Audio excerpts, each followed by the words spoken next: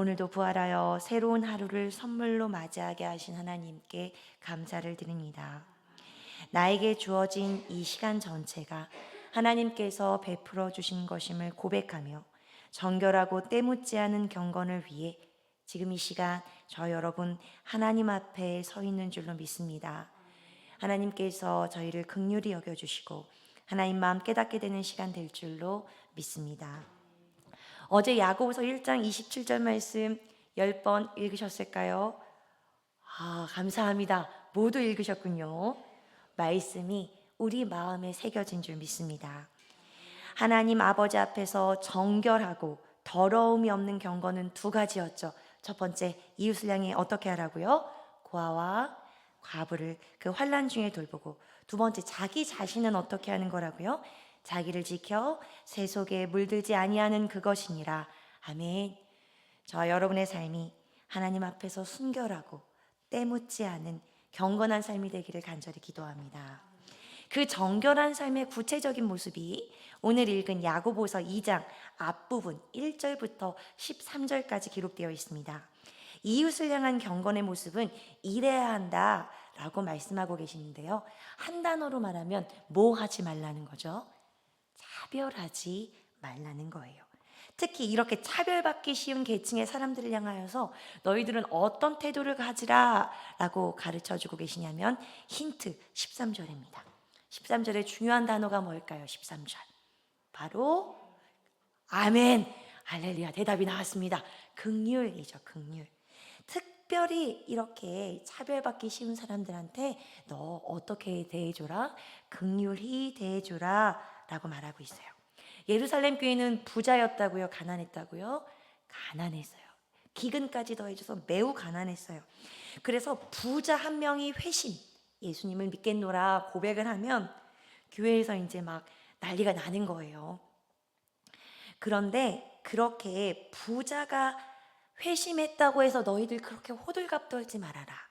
그렇게 되면 가난한 사람이 회심할 때는 너희가 신경을 안 쓰는 것이 차별처럼 느껴질 수 있다라는 거예요. 요새도 부자와 가난한 자의 차별이 있나요? 저는 몇 년 전에 제가 그런 거 비슷한 거 겪었는데요. 제가 압구정에 갈 일은 거의 없었습니다.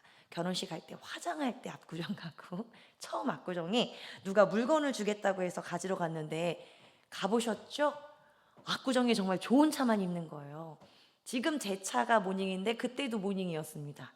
그 발레 파케 차 대신 대주시는 분의 태도가 지금도 기억나네요. 제가 그래가지고 백화점 안 가잖아요. 백화점 갈 때는 우리 사모님처럼 얼굴이 예쁘거나 아니면 뭔가 드레스업 해가지고 머리부터 발끝까지 그래야 백화점에 가서 차별당하지 않을 수 있어요. 사실 이런 건 애교죠. 그런 거 당하면 뭐 어떤가요? 불과 몇 년 전, 100년 전까지만 해도 흑인에 대한 백인의 차별이 엄청났죠. 저는 흑인이 모이는 교회와 백인이 모이는 교회가 따로 있었다는 사실에 대해서 굉장히 놀랐던 기억이 납니다. 물론 흑인과 백인이 차별이 있을 때 흑인 가는 화장실 따로 있고 백인 가는 화장실 따로 있고 그런 거야 뭐 그랬으니까 그럴 수 있지만 아니 교회가 따로 있단 말이야. 교회는 예수님 당시도 주인과 노예가 같이 예배를 드렸는데 말이죠. 그뿐만 아니에요. 저도 여성 목회자인데요. 이 여성에게 투표권이 생긴 것도 불과 얼마 되지 않았습니다. 이런 상황 속에서 흑인들에게, 여성들에게 이 예수님의 하나님 나라 복음이 처음 전해졌을 때 그들은 정말 해방되었다고 생각했을 거예요. 그래서 신학 중에 해방 신학이 있습니다. 지금도 그 사람의 어떠함 때문에 무조건 차별당하는 계층이 지금도 있습니다. 우리가 그들을 향해 가져야 할 태도, 오늘 야고보 사도가 말해주고 있어요. 뭐 하지 말고, 차별하지 말고, 어떤 태도로요? 긍휼히 여기는 태도로 그들을 대하라는 겁니다. 아멘이죠. 오늘 우리가 구체적으로 살펴볼 말씀은 바로 17절 말씀입니다. 우리 17절 말씀 같이 읽어볼까요? 시작. 이와 같이 행함이 없는 믿음은 그 자체가 죽은 것이라. 굉장히 단호한 말이죠. 믿음 중에도 살아있는 믿음이 있고 죽어있는 믿음이 있다고 전제하고 있습니다. 믿음이라고 다 믿음이 아니라는 거예요. 예수님을 내 주인으로 고백하고 내 죄가 2000년 전 십자가에서 다 사하여졌으니 이제 나는 언제 죽어도 천국에 갈 수 있는 확신이 있다. 저도 있습니다. 여러분도 있으시죠? 할렐루야, 아멘. 아멘입니다. 이런 확신이 있다고 저희들은 그렇지 않지만 저 마음대로 살아가는 사람 진짜 있습니다. 제가 한 청년, 교회 열심히 다니다가 떠났던 청년 신방하러 갔는데 자기가 로마서를 성경 공부했는데 거기서 그런 말씀이 나왔다면서 자기가 죽기 전에 회개하겠다고 진짜 제 앞에서 그렇게 말했던 거예요. 이렇게 나는 믿음이 있어 라고 말하는 사람들을 향한 야고보 사도의 따끔한 가르침이 바로 오늘 17절이죠. 믿음이라고 다 믿음 아니고 죽은 믿음과 산 믿음이 있다라는 거예요. 우리 14절부터 16절까지 말씀 같이 읽어볼까요? 시작. 내 형제들아, 만일 사람이 믿음이 있노라 하고 행함이 없으면 무슨 유익이 있으리요? 그 믿음이 능히 자기를 구원하겠느냐? 만일 형제나 자매가 헐벗고 일용할 양식이 없는데 누구 중에 누구든지 그에게 이르되 평안히 가라, 덥게 하라, 배부르게 하라 하며 그 몸에 쓸 것을 주지 아니하면 무슨 유익이 있으리요? 우리가 같은 공동체에서 신앙생활하는 한 지체가 어느 날부터인가 매주 같은 옷을 입고 오고 주일날 점심을 먹는데 엄청 허겁지겁 먹는 거예요. 그래서 자초지종을 물어보니 실제로 먹고 사는 일에 어려운 상황에 빠진 거예요. 만약 신의 교회, 저희 안디옥 교회에 이런 지체가 있다면 여러분 어떻게 하시겠어요? 당장 돈에서 주머니에서 10,000원이라도 꺼내 따뜻한 국밥이라도 먹이고 목욕탕 가서 씻기고 내 옷 중에서 몇 개라도 얼추 맞는 거 찾아 입히고 어떻게 이런 상황 된 건지 들어보고 이 문제 어떻게 해결할지 같이 고민해주고 이렇게 시간과 돈을 내서 사랑해 주실 거죠? 아멘, 아멘입니다.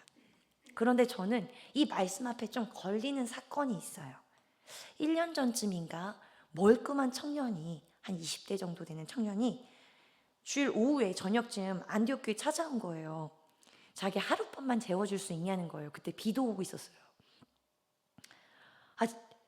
제가 그때 혼자 있었기도 했고 너무 좀 뭔가 염려도 되는 거예요. 새로운 사람을 교회에 들인다는 게. 물론 여러분 같았으면 하룻밤 자고 가라고 하셨겠죠? 근데 저는 그렇게 못했어요. 세상이 너무 흉흉하고 돈에 이제 뭔가를 훔쳐가는 문제가 아니라 이 새로운 사람을 교회에 들인다는 게 가서 재운다는 게 너무 좀 무섭기도 하더라고요. 그래서 그냥 돈 2만 원 쥐어주고 여기 찜질방 있으니까 찜질방 가시라고 했는데 그게 내내 마음에 걸리는 거예요. 그 사람이 정말 하룻밤만 재워주면 됐던 걸까? 자기가 말했던 것처럼. 아니면 이런 식으로 교회를 온갖 돌아다니면서 구걸해서 돈을 모으는 사람이었을까? 주님만 아시겠죠. 저한테 이런 사람이 또 한 사람이 있어요. 저는 주기적으로 정신병원에 있는 사람이 저한테 전화를 합니다. 그 친구는 제가 안디옥 교회 처음 왔을 때 여기 범양 아파트 여기서 같이 살고 그 친구 살고 같이 예배를 몇 번 드렸던 친구예요.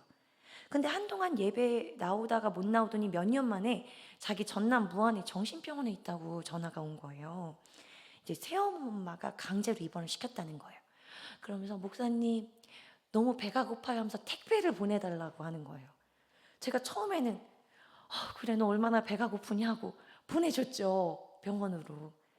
그런데 이제 보내주고 났더니 주기적으로 계속 전화가 오는 거예요. 한 달에 한 번씩. 그러더니 전화를 이제 제가 안 받았죠. 저도 이제 계속 보내줄 수는 없잖아요. 그랬더니 받을 때까지 전화를 하는 거예요. 그래서 제가 화를 냈습니다. 송이야, 너 계속 이렇게 하면 목사님 어떻게 하니? 했더니 알겠어요 하면서 진짜 마지막이라고 하면서 딱 한 번만 더 보내달래요. 그럼 이거 보내주고 나서는 몇 개월 동안 안 보내주는 거야 했어요. 그랬더니 정말 그거 보내주고 나서는 몇 개월 동안 연락이 없더라고요. 그러다가 다시 인천에 있는 번호로 전화가 왔습니다. 그 정신병에서 쫓겨났다고 인천에 있는 병원으로 갔다는 거예요. 엊그저께는 서울에 있는 번호로 다시 전화가 왔어요. 저에게는 이 친구가 약간 고아와 바보와 나그네, 저한테 갚을 길 없는 그 친구입니다. 얼마나 배고프면 그럴까 싶어서 또 보내주고 하는데, 이 말씀을 읽으면서 다시금 게으르게 보내지 말아야겠다라는 생각이 들었습니다. 저희가 세상 사람 전체를 이 정도로 사랑할 수 있을까요? 아니요. 이 정도로 우리 사랑할 수 없어요. 그런데 하나님께서 우리에게 사랑해, 너 이 사람들 죽을 때까지 사랑해야 된다 라고 바운더리 쳐주신 두 군데가 있습니다. 한 군데는 어딜까요? 가정이죠. 또 한 군데는 교회입니다. 교회. 매주 만나는, 함께 예배드리는 이 영적인 가족 공동체에서 하나님께서는 시간과 돈을 내어서 서로 깊이 사랑하라고 말씀하고 계세요. 우리 18절하고 19절을 읽어볼 텐데요. 18절하고 19절 같이 읽을까요? 시작. 어떤 사람은 말하기를 너는 믿음이 있고 나는 행함이 있으니 행함이 없는 내 믿음을 내게 보이라. 나는 행함으로 내 믿음을 내게 보이리라 하리라. 내가 하나님은 한 분이신 줄 믿느냐? 잘하는도다. 귀신들도 믿고 떠느니라. 행동이 따르지 않는 믿음을 야고보 사도는 아주 극단적으로 지금 말해주고 있죠. 심지어 누구에게도 믿음이 있다는 거예요. 심지어 귀신들도 믿음이 있다는 거예요. 귀신들도 하나님을 믿고 두려워 떤다라는 거죠. 충격적입니다. 마귀들도 이 하나님을 믿고 두려워 떠는데, 정작 그리스도인인 우리는 하나님을 경외하는 마음이 정말 있는 건지 돌아보게 돼요. 우리가 신앙생활을 하면서도 하나님께 내 자신을 맞춘다기보다는 하나님을 내 욕구에 맞추어 살아가려는 것은 아닌지, 우리가 최소한 마귀보다는 하나님을 믿고 두려워 떨어야겠다라는 생각을 가지게 하는 말씀이죠. 그 뒤어 20절에서 25절 보면 행동으로 증명되는 믿음을 가진 사람 두 사람을 성경에서 예시로 들고 있어요. 우리 20절부터 25절 읽어볼까요? 아, 허탄한 사람아, 행함이 없는 믿음이 헛것인 줄 알고자 하느냐? 우리 조상 아브라함이 그 아들 이삭을 제단에 바칠 때에 행함으로 의롭다 하심을 받은 것이 아니냐? 내가 보거니와 믿음이 그의 행함과 함께 일하고 행함으로 믿음이 온전하게 되었느니라. 이에 성경에 이른바 아브라함이 하나님을 믿으니 이것을 의로 여기셨다는 말씀이 이루어졌고 그는 하나님의 벗이라 칭함을 받았나니, 이로 보건대 사람이 행함으로 의롭다 하심을 받고 믿음으로만은 아니니라. 또 이와 같이 기생 라합이 사자들을 접대하여 다른 길로 나가게 할 때에 행함으로 의롭다 하심을 받은 것이 아니냐? 영혼 없는 몸이 죽은 것 같이 행함이 없는 믿음은 죽은 것이니라. 아멘. 아멘. 이 두 사람은 각각의 진영을 대표하는 사람들인데요. 아브라함은 누구의 대표였을까요? 유대인들의 대표자였죠. 아브라함은 우리가 익히 아는 바와 같이 자기의 자식을 하나님께 바쳤어요. 제가 결혼하기 전에는, 아이를 낳기 전에는 이 말씀을 읽었어요. 그냥 걸리지 않았어요. 뭐 바쳤겠지, 그러니까 믿음의 조상이겠지. 그런데 제가 자식을 낳고 보니, 셋 지금 낳았지만 첫째 낳았을 때만 해도 이 구절 못 지나가겠더라고요. 어떻게 바쳤지? 어떻게 아브라함 이삭을 데리고 갔을까? 아브라함의 이 믿음의 행동으로 하나님과 올바른 관계를 가지게 되었고, 그의 믿음은 행동과 일치했고, 이 행동으로 인해서 믿음이 완전하게 되었다고 성경이 기록하고 있습니다. 아브라함은 하나님을 믿었고 행동이 뒤따랐고, 그래서 아주 영광스러운 별명을 얻게 되었죠. 하나님의 벗, 그렇죠. 하나님의 친구라는 별명을 가지게 되었습니다. 그에 반해 라합은 반대쪽 진영을 대표하는 사람입니다.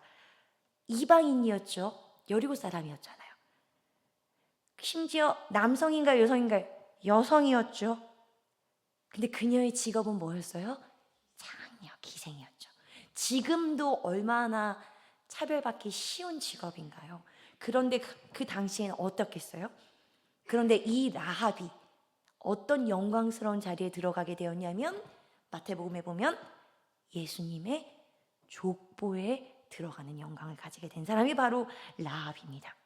근데 그 그녀는 여리고에 살았지만 하나님에 대한 믿음을 가지고 있었어요.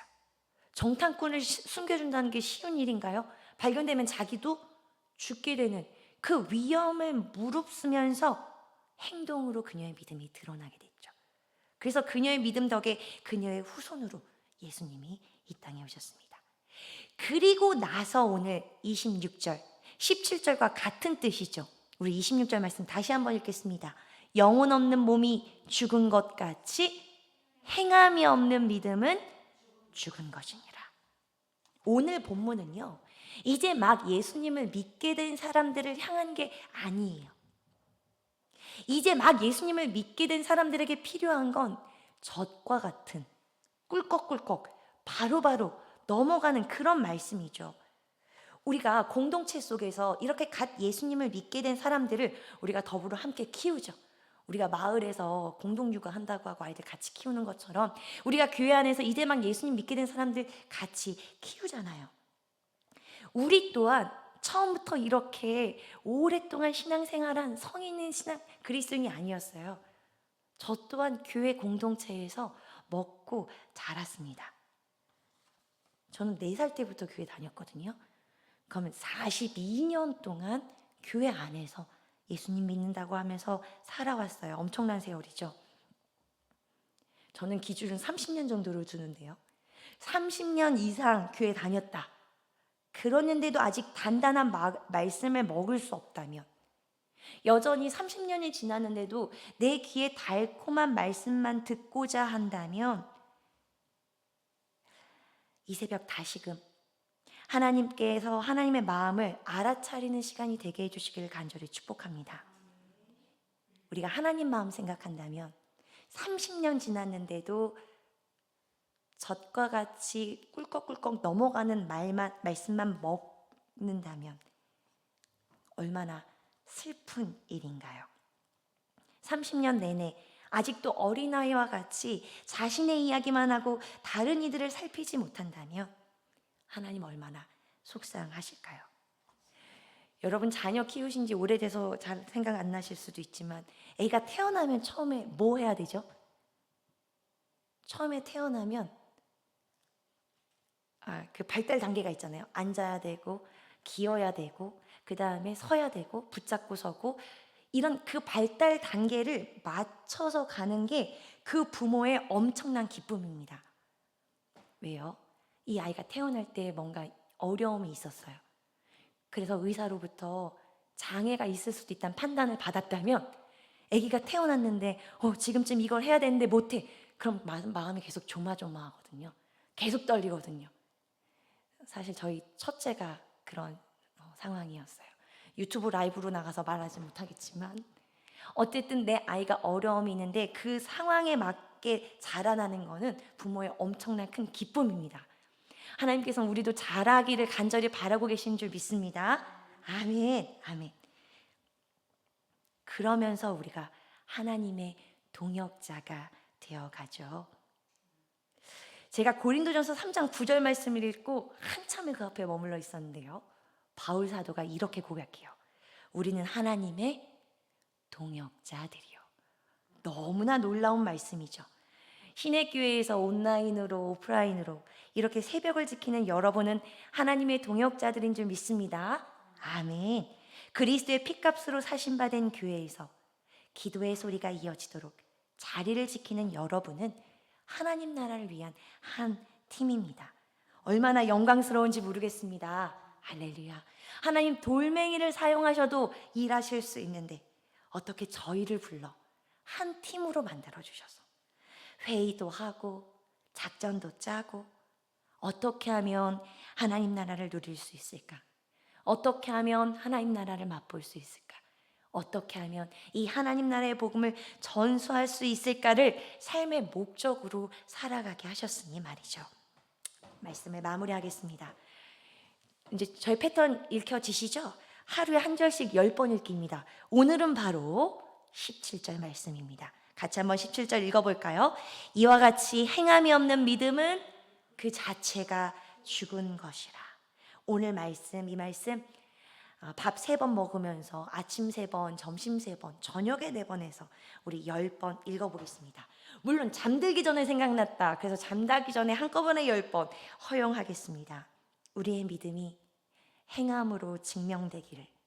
그래서 주님께서 아브라함에게 붙여주신 별명 나의 벗이라, 하나님의 친구로, 하나님의 동역자로 이 땅에서 쓰임받는 복된 인생 되는 신의 교회 성도님들 되기를 주님의 이름으로 간절히 기도합니다.